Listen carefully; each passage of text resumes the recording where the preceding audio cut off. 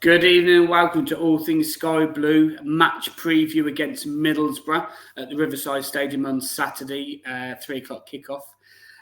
Looking forward to that one, especially after the last weekend's game against Luton, where we won 3-2. So go into it a little bit more optimistic.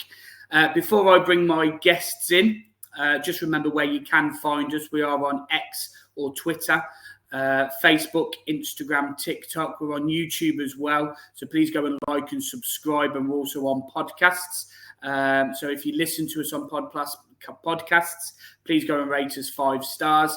And you can get us on all platforms in terms of like Amazon, Spotify, and wherever else you get your podcasts from.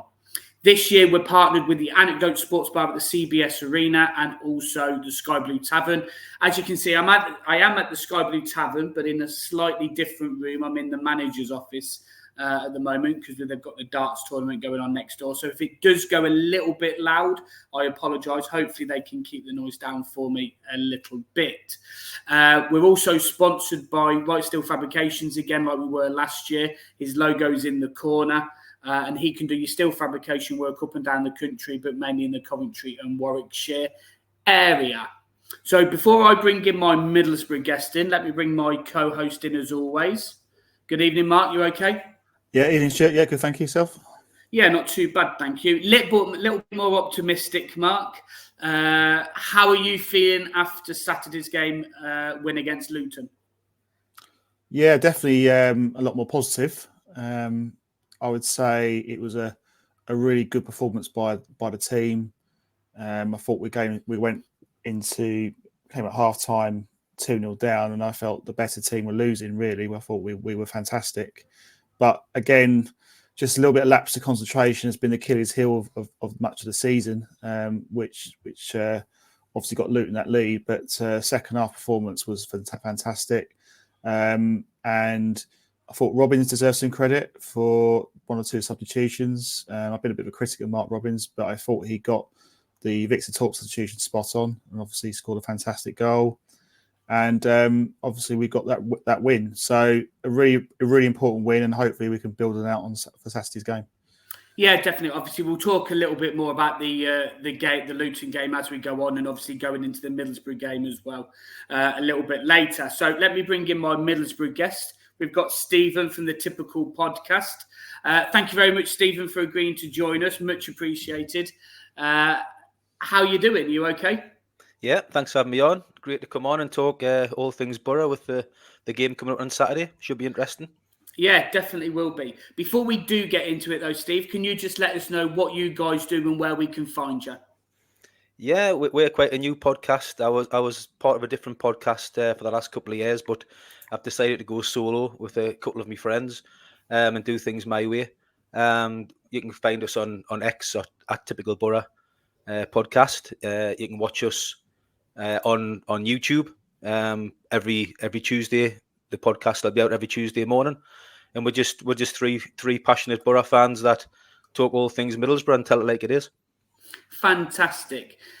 Just in case I drop out because of recent weeks, I've dropped out, but Mark fills in really nicely until I come back in. So apologies if that happens. Apologies now, but hopefully it won't. Hopefully it will be okay this time. So let's get into it then. Steve, we've got a reasonably good record against you guys. The past 6, you've won none, you've lost 4, and we've withdrew 2. So going into this game, obviously we've just come off a win. You've just come off, a really kind of disappointing draw, if you like, since you were 3-1 up. How are you feeling about going into Saturday's game? Yes, I used to one time be looking forward to playing Coventry because we had a fantastic record against Coventry for many a year. And then it's just all disintegrated in the last few years, and you've cost win the playoffs. You beat us twice last season, so when we play Coventry these days, it's a little bit different for Middlesbrough fans. We look at you now as a little bit of a bogey side of recent times. So yeah, it's going to be a difficult one to call on Saturday. Coventry have had from afar, looking from afar, you've had a bit of a disappointing start of the season, some indifferent results. Middlesbrough, to be fair, this season are the same. We should be higher than what we are. We've had some indifferent results. We've had games where we've had sort of 20-odd shots on goal and the opposition's went away with a 1-0 victory. Things like that. It's been quite a bizarre season that way. If the league was on XG, Middlesbrough would be champions already. But obviously, the league isn't played with XG. It's played in reality. And the problem is Middlesbrough just simply haven't scored enough goals. Defensively, we're actually not too bad in terms of goals conceded, but we just don't score enough goals. After Saturday's game against Norwich and Sheffield United midweek, I think most Middlesbrough fans will be a little bit more encouraged going into Saturday because for the first time, we've seemed to click back into Carrick ball. We've been playing at a slower pace this season. The passing, the tempo hasn't been up to the usual Carrick standards. We haven't been getting bodies in the box. We haven't been taking chances. And it's been really a frustrating time. But against Sheffield United, that seemed to kick back into gear. We played well, beat a decent Sheffield United side at home, kept a clean sheet, had a few chances. And on Sunday against Norwich, although you're right, it's disappointing not to take the 3 points, especially when you've missed a penalty to make it 4-1 as well. But if you take away that side of it and just analyse Middlesbrough's performance for the first 65, 70 minutes, we were tremendous. And it was back into the old Carrick ball style. We've beaten Norwich before and been 4-1 up and drew 4-4. So a lot of Middlesbrough fans could almost anticipate what was going to come and do, as my podcast suggests, a typical Borough. And that's what and that's what we did on Saturday and Sunday. Sorry, we've done a typical Borough, but there was still lots of encouraging signs in terms of our attacking intent, which has been missing for a lot of the season. Yeah, obviously, has Carrick? Because I'm a massive fan of Carrick. I think he's a really good manager. If we ever lost Mark Robbins, you know, he was one of the names that I would like us to go at. I'm not saying that we'd ever get him, but he was definitely one of the top names for me anyway.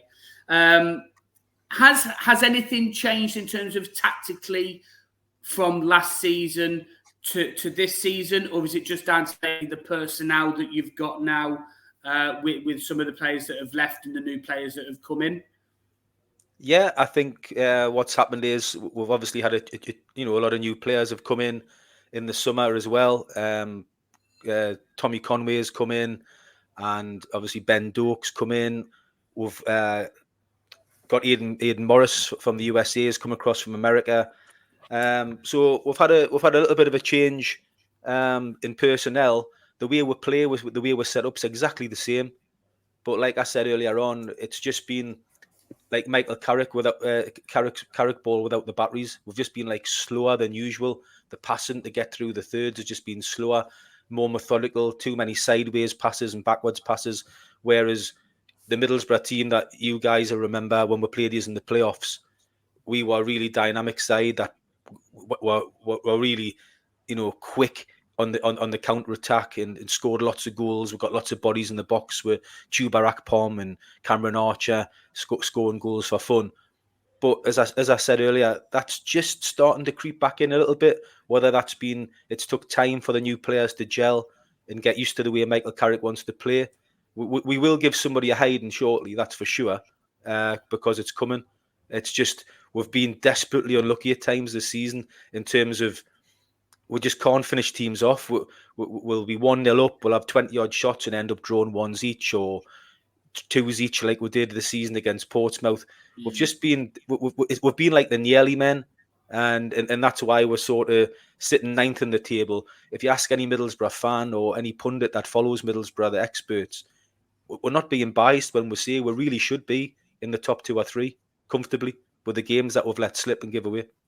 Yeah, Mark, obviously listening to Steve there doesn't really bode well for our defence, does it? Because we have got a few defensive frailties at the moment. We're struggling to keep a clean sheet. Hearing that, how are you feeling about going into Middlesbrough? Are you still optimistic, or are you worried about defensively still? Still some concerns with the defence. We've only kept one clean sheet all season, so you have to be concerned. I did watch the Borough performance of Middlesbrough, and I thought in that first half, the goals they scored was. I think the second goal was a fantastic goal. The passing of movement and the finish from Tommy Conway was absolutely sublime. And I think he's going to be a real threat on Saturday. I like Ben Doak in that midfield. I think he's quality. I think he's on loan at Liverpool. He's going to be a really good. A really big talent, I feel, in the years to come. So I think he's something to worry about. But of course, yes, it is a concern. We need to dig in. We need to work hard, not just the defence, but as a team defending, because it's not just about the four or three people at the back. It's everyone doing their jobs, picking their men up, tracking back, winning tackles. I think on the main we did okay against Luton. But as I said earlier, we did switch off, and when we switched off, we got punished. So, as any good side of the Championship, if you do that, you could be losing the games. I think Middlesbrough, from what I've seen, are a good Championship team. They've only had one defeat this season against Bristol City, and I think, as Stephen mentioned, I think they're a side that are always there or thereabouts every season. And I think it's an interesting point you made about the XG, because I think our XG is quite high as well. I think we're maybe third. I think we're about third in the Championship. So I think it could be a really entertaining game, this one. I think it's two good sides.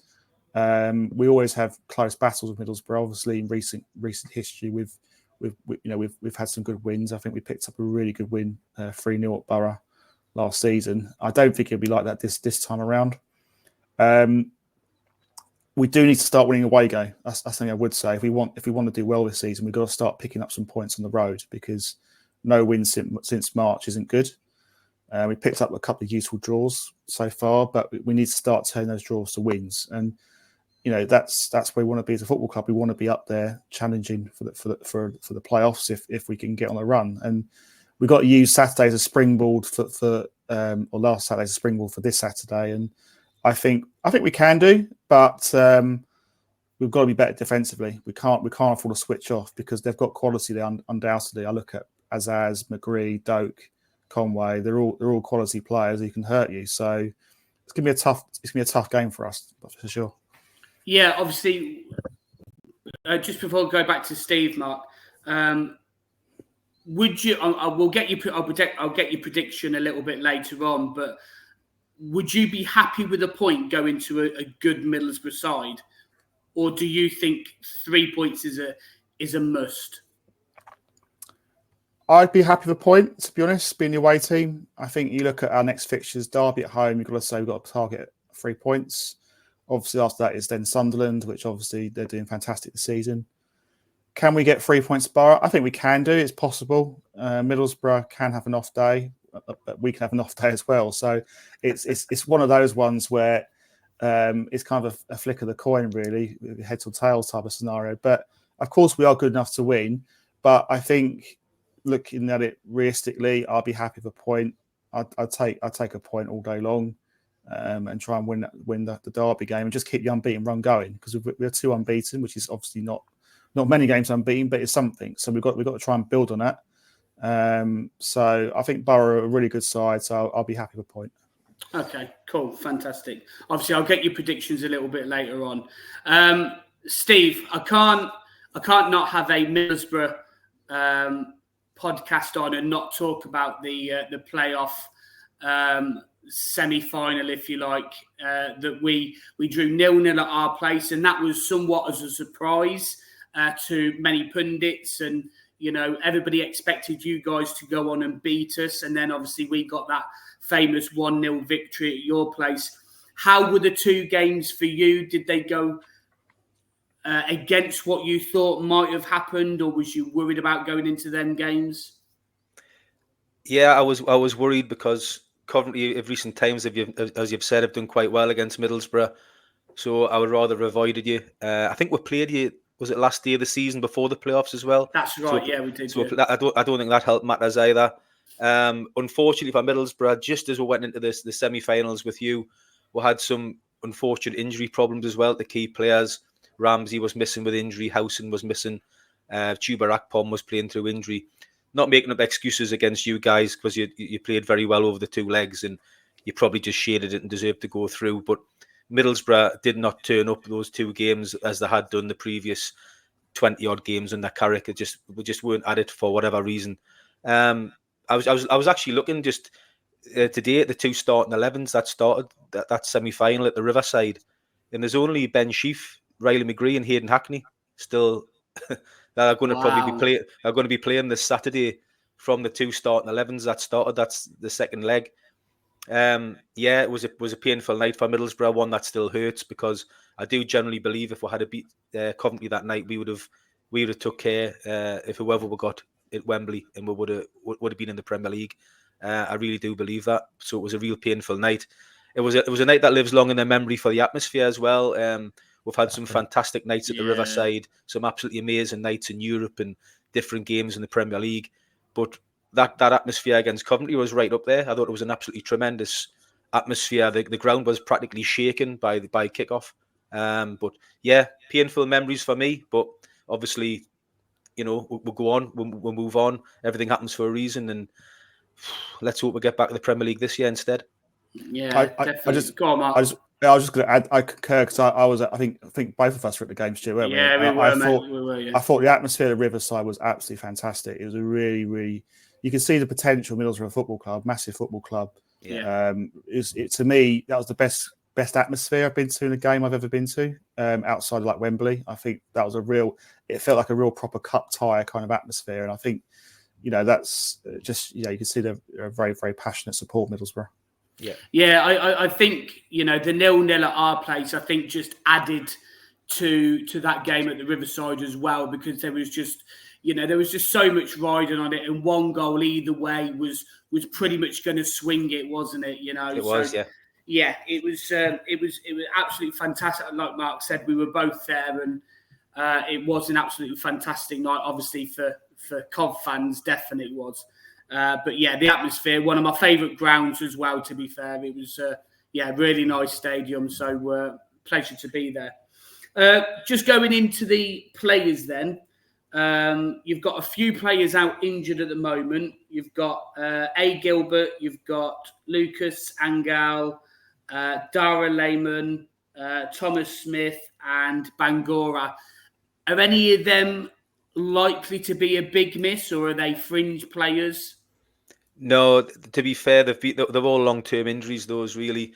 Bangura is the disappointing one. He's a really good left back who suffered with injury last season, come back right towards the end of the season, was excellent flying forward from left back, scored on the last day of the season, and was a shoe-in for this season at left back. Then he went and got injured again pre-season, and he's actually out for the entire season. Oh, wow. He must be the most unluckiest fella going. So since then, Engel has been playing at the start of the season. He's then got injured, and we've signed Borges, Neto Borges. We've signed, so he'll be playing tomorrow. He's just come in, Brazilian player. He's been playing in France. He's had a little bit of an iffy start, but looked a little bit more capable of late. So hopefully his game's going to pick up, because that is a bit of a problematic area for Middlesbrough. If I was going to say Middlesbrough have got a little bit of a weakness, I would say down the left-hand side, targeting Borges. But other than that, I mean, when we played you last season, like you beat with the Riverside 3-1, and we had a horrific injury list then. We won double figures for injuries last season. I think when we played Chelsea in the semi-final of the League Cup, we had 14 players missing. So we had a real bad season last year with injuries. So we've actually got a pretty good clean bill of health at the moment. And the team that plays against you on Saturday will probably be just about the strongest team we can put out. Okay, obviously you have got one of my favourite players in the league, to be fair, outside of obviously Coventry City, and that's Lati Lath. What's happened to Lati at the moment? He's just gone off a little bit of form, hasn't he? It's a real strange one. He got 19 goals last season. He was on a real run. He's a handful. He's quick. He works all over the pitch. I'd hate to play against him, but this season he scored a penalty the first day of the season against Swansea. And since then, he's went on a barren run. He got linked with a move to Ipswich right on deadline date for £20 million. I think his head was turned. Steve Gibson refused to sell him, said we're keeping all our best players. We're going to have a go to get back to the Premier League. Wouldn't let him go. Whether that's had an impact, we don't really know. But he's still working hard on the pitch. He's not giving the signs that he's not trying, but his finishing's been wayward. And Carrick decided to take him out of the team against Sheffield United. Put Conway back in, who's been out injured for a couple of weeks himself. Conway come back in against Sheffield United, played well, didn't score. Latty comes on off the bench, scores a cracking header, gets the winner. And then you go into the game against Norwich, but Carrick kept faith with Conway, and he got 2 goals, and proved Carrick's selection with the goals. Played well. Yes, he missed a penalty, but he did play very, very well on the day. So I would fully expect Conway at the start against Coventry and Latty to be on the bench on Saturday. Okay, fair enough. Any questions at the minute, Mark, for Stephen? I was going to ask Steve about Michael Carrick. I mean, is the expectation with Middlesbrough season to get to the playoffs, or is it even automatics? I mean, what do you think Steve Gibson would expect from Carrick this season? I think it's bare minimum the playoffs this year. We were close last season, just missed out, and that was off not getting a point in the first. Sorry, only got 2 points off our first 7 games. Didn't win a game, and had a horrific injury list last season where we were without 10 to 12 players most weeks, different ones dropping in and out. Had a cup run, got the semi-final, which took it out a little bit as well, getting to the semi-final of the cup. And as I say, we finished the season really strongly. He's done what he always does, Steve Gibson. He's backed his manager again in the summer, spending 4 million on Conway. He spent 3 million on Aidan Morris. He's brought in Ben Doak from Liverpool. Got Luke Ayling tied up. He's signed Hamilton from Man City for a couple of million quid. He's backed his manager again in the transfer market, and we are looking as fans really to start the season that we should be pushing for the automatics in the top 2 this year. So it's been really disappointing how inconsistent we've been and how many points we've chucked away. But because the league isn't as strong as it has been in terms of the teams that have come down from the Premier League, you look at Sunderland, who are top by 10 points, which obviously rubs us up the wrong way, and yourselves, because you don't like them either. But they're just a young side. And how they're 10 points clear of Middlesbrough at this stage is baffling for us. I do think they'll blow up. So again, I don't see Sunderland finishing top. So even though we're 9th at the moment, we're looking at 2nd spot, which is only 5 points away. If we had beaten Norwich, which we should have done, we would have only been 3 points away. So the league, the automatics are still there for Middlesbrough, even though we're sitting 9th. And I think if we don't finish at the bare minimum in the top 6, it will be a huge disappointment for everybody at Middlesbrough Football Club, and Steve Gibson in particular. Do you think if he doesn't make the playoffs this year and you're just short again, do you think Steve Gibson might think Carrick may have to go? Are the fans all behind him still at the moment? I presume they are. Yeah, the fans are. You still get some people. Every club's got, the minority that moan on social media, but the fans that go to the game are still right behind Michael Carrick. You can see the way we play. It's so encouraging at times. It's exciting to watch, although not so much this season as I've alluded to earlier on. But I think the fans are still behind Michael Carrick. Steve Gibson's still behind Michael Carrick. He's got a long-term project with Carrick, and he just signed a new contract in the summer, 3-year deal.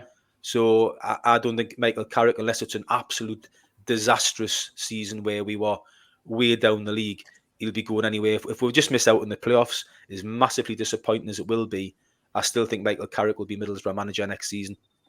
Okay, fair enough. It sounds very similar to us, Mark, doesn't it? For the past 3 seasons, we've started off, the past 2 seasons we've started off slow. This year, again, we've started off slow. The way that I've said it in recent podcasts and stuff is the fact that I feel at the moment we're a bit of a cup side. We play well 1 in 4 games.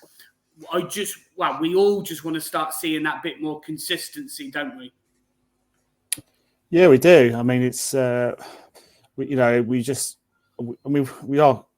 unbeaten too, I guess, is the positive. But yeah, I just think we just need to keep that level of performance up. I thought Luton was a really good performance, and I think we need to get that now, reproduce that away from home. That's the thing. We're not picking up enough results away from home, to say. So Middlesbrough I suppose, it has been a happy hunting ground for us in recent seasons, and I hope that remains the same. But Middlesbrough are a good side, but every game of Championship is difficult. I think, though, I'm hoping that Robbins has found a team or a formation which might start to work and gel. I felt certainly the second half performance, Rudoni coming on in that sort of left wing position really excelled. So I think from our point of view, looking at the team for Saturday's game, I would say I'd probably make one change from the team. I'd probably start Rudoni instead of Kitchen. I'd go. Now, the interesting aspect is, does he go Sakamoto at all on that 10 position? I would probably go Sakamoto, only from what Stephen's mentioned about the left back being a slight weakness. So I think you want your best player in that position who can create the chances. That's what I'd be thinking on Mark Robbins. But Victor Tall certainly did, he did really well, scored a great goal, as everyone knows. He didn't do anything wrong, in fairness. So I think he's got a nice selection dilemma there on who to choose from. But I think we just got to stick with the same formation. I think Wright and Sims worked fantastically well together. Certainly the one of Haji Wright's, and Alice Sims, I thought they were both tremendous. So they start without question. So I think we're going into the game, I think a little bit more settled. We've got a bit more less square pegs, round holes, more round holes and round holes now. So I think there's a lot more to be optimistic about. But Borough are a good side. I mean, you saw from the Norwich game that they're very good on the counter attack. They can break very quickly, and they've got the quality. If you give them chances, like Tommy Conway will stick them away. So we've got to be at our best defensively as a team. We haven't been great defensively this season, and we've got to start improving, and we've got to get some clean sheets going. So Saturday's an opportunity to do that. Yeah, definitely. Stephen, what are your threats that you see from Coventry? Have you got any questions for us? Do you think you'll set up with a back three, playing wing backs? Yes, probably, if I'm honest. I don't necessarily like it, but the past few games he has played that position or that formation, and we've got 4 points from the last 2 games. So I suppose I can't really argue with it not working, because we got a draw when we should have really won at QPR, and then obviously we beat Luton 3-2. But the reason why I don't like it is because I think sometimes we can get found out. But teams that push on to us, like I think Middlesbrough will do, especially being at your place as well, I think that will play into our hands a little bit, and we'll play on the counter-attack. And we have got quick players like Sakamoto, Haji Wright. Sims is deceptively quick.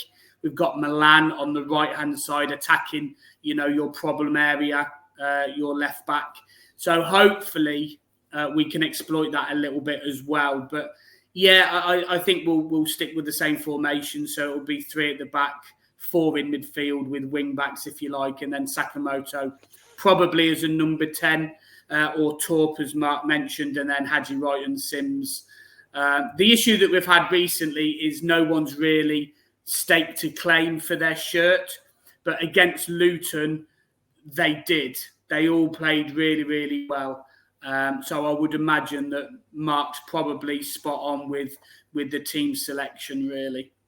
Yeah, as I say, it's going to be a good tactical battle, because if you play 3 at the back, I think you'll find it extremely difficult to deal with Ben Doak, because he is a player, and if he gets a bit space in behind against your back 3, I think it could cause a lot of problems for you. We've stumbled across, we haven't played it all season till Sheffield United, but we've stumbled across our best front 4 now. We've got Riley McGree fit on the left, which has moved Finn Azaz in one from the left to the number 10 shirt. He's suddenly come back into form, got an assist against Sheffield United, scored against Norwich. Yeah. Tommy Conway is now, looking a good player again, scored 2 on Saturday, and obviously Ben Doak on the right-hand side. That's a good front 4 for Middlesbrough. So I think you're right. We will be trying to get right at your back 3, right from the off on Saturday. And the first goal could be crucial. But yeah, Coventry worry me on the break. You've got players. Sakamoto has got a good record against Middlesbrough. I'm surprised how his stats are quite poor this season. but he always seems to turn up against Middlesbrough at the Riverside, like certain players do. Your front two are a handful. Haji Wright, Ellis Sims, like you've said, can be a handful on the day. Well, they can be anything or nothing for me, the two of them. They really can. They can be a real handful, and ones that you need to look at too. And sometimes they just are anonymous on the pitch. It depends what mood they're in, to be fair. But yeah, we'll have to keep an eye on both of them. And my favourite Coventry player is Ben Sheaf. I think he's a really good central midfield player. I think he's up there with the best central midfield players in the Championship. So, you've got some good players. Middlesbrough have to be at the best to win the game. He's come into a little bit of form at the wrong time for us, and a little bit of confidence coming back from the dead to beat Luton. So I think it could be a real ding dong game at the Riverside, to be fair. Yeah, I think you're right. So going into that then, Steve, I'll come to you first. Can I get a prediction out of you, please? I do. Well, Middlesbrough do need to win the game, and I think we'll be fired up because of chucking the points away against Norwich. We are playing very well of late, and I do expect Middlesbrough to get the job done. But Coventry, they're a bogey side. I do think Coventry will score, so I'll go 2-1 Borough. Okay, fair enough. Mark, prediction, please. Can we please now I'm back on the fence for this one. So, yeah. I don't like. Every time I predict a Coventry win, we never win. So that's why I'm not going to predict a Coventry win. So I think I did say it'd be an entertaining game. So that in mind, I think it'd be 2-2. Okay, fair enough. I'll take a point now, to be fair. I really would. But I think with our recent form at Middlesbrough over the past few seasons, and the fact that we've got 4 points in 2 games with a really good win, I'm going to go for the reverse that Stephen said, and I'm going to go for 2-1 City. I think both teams score, but I'm hoping that we can just nick it, whether it's at the end or with defending for our lives or whatever it may be. It will be a close game, most definitely, but I'm going to go for a 2-1 City win. So any further questions, Mark, for Steve? Well, I know one of us will be right then on Saturday. We've all gone draw, home win, away win. So there you go. Yeah. No, we won't. The match will be abandoned for some reason. Well, we had the blooming parachute, didn't we, last game? The parachute. We did, yeah. That's a bit strange. Anyway, yeah. No, I've got no further questions. Lovely, fantastic. Your Honour. Yeah, Your Honour.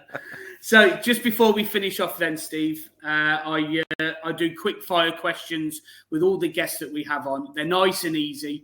I'm giving the same questions to every podcast that we have on, and on the reverse fixture, we can look back and we can see who was right, or if anything's changed in your thinking and stuff like that. So there's nothing difficult, but I do make notes. All right. So I'll trust you. First one is a player to look out for Middlesbrough. Ben Doak for sure. He is the absolute. He's flying at the moment, and I don't think there's any defender up against him is going to stop him if he's on form. So definitely Ben Doak. Fantastic. Where will Cov finish, do you think? I do think you're in a false position. I do expect you to rise up. I'll stick Coventry in at 8th. 8th. Okay, fair enough. Where will you finish this season? I'm going to use my head rather than my heart and say we will come 5th. Okay. One player from Cov that you'd take for Middlesbrough? I would have to say Ben Sheaf, just because we've got Hackney and Morris in the middle, who are both good Championship midfield players themselves, but we haven't got much cover in that area at all. And I think Ben Sheaf's one of the best in the division. So yeah, definitely Ben Sheaf, and he's a bit of a leader as well. Okay, fantastic. And the last one, what's your thoughts on Michael Carrick? Yeah, Michael Carrick, he's a good manager. I would like him to show a little bit more emotion at times, both during and after matches. But since he's come to Middlesbrough Football Club, he's done a fantastic job. I think he's got 50 wins out of 101 games, which is a pretty decent statistic. We score lots of goals under him, and we've played some great football under him. And I fully expect him to get us at least into the playoffs this season. Fantastic. Thank you very much. See, not too hard, nice and easy. No, that's easy. That's all right. Right. So just before we finish off then, Steve, if you can let us know again what you guys do and where we can find you. Yeah, we are at Typical Borough Pod. As I say, we are on YouTube. You can find one there. Every new podcast drops on a Tuesday morning, first thing. We're on X, we're on Facebook, and we're just three passionate Middlesbrough supporters telling the truth, telling it like it is, no BS. We'll have guests on. We've had Bernie Slaven on, Coventry fans. You'll remember him scoring a famous hat-trick at Highfield Road in a 4-3 Middlesbrough win. We had him on the last couple of weeks, and we'll be getting more guests on in the future. So if you fancy listen to a little bit of Borough banter, that's the place to find it. Fantastic. Thank you very much. And again, it's a pleasure to have you on, Steve. And obviously, if you're okay, we'll arrange to get you on the reverse fixture as well. No problem. Be a pleasure. Brilliant. Thanks, don't shoot off when we finish recording, all right? And we'll have a quick chat after as well. No problem. So just remember where you can find us guys at All Things Sky Blue. We are on Twitter or X, Facebook, TikTok, Instagram. We're on YouTube. Please go and like and subscribe. We're on podcasts. Please go and rate us 5 stars. We're partnered with the Anecdote Sports Bar and the Sky Blue Tavern this year, and we're sponsored by Right Steel Fabrications. Again, he can do your steel fabrication work up and down the country, but mainly in the Coventry and Warwickshire area. So, thanks to my guests. Mark, as always, for joining me. Much appreciated.